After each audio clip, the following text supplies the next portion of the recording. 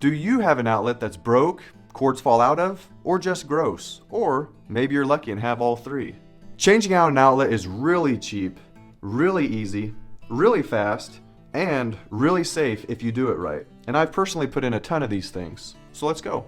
Just to refresh on electricity, you're either going to have one set of black and white wires or two sets of black and white wires come into your outlet.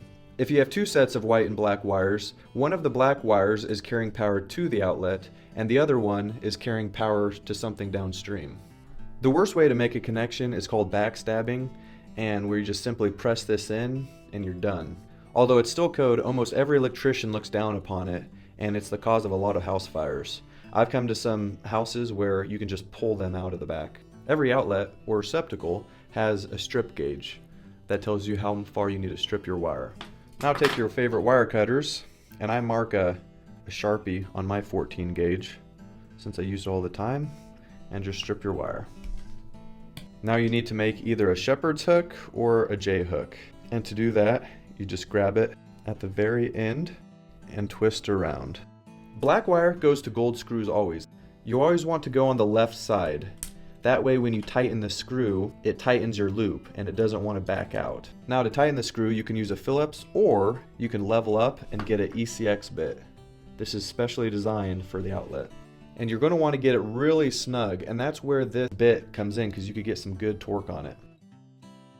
This is how you want it to look. You don't want any copper wire showing on the top or on the sides. You also don't want any insulation up touching the screw, and you don't want your bare wire sticking out down very far. This is about where you want it. I always try to shoot for this little tab right here for my insulation. Let's do that one more time.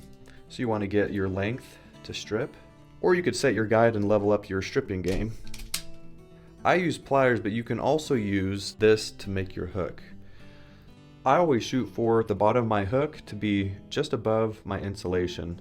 You also want this to be as small as you can because all it needs to do is fit over that screw stud.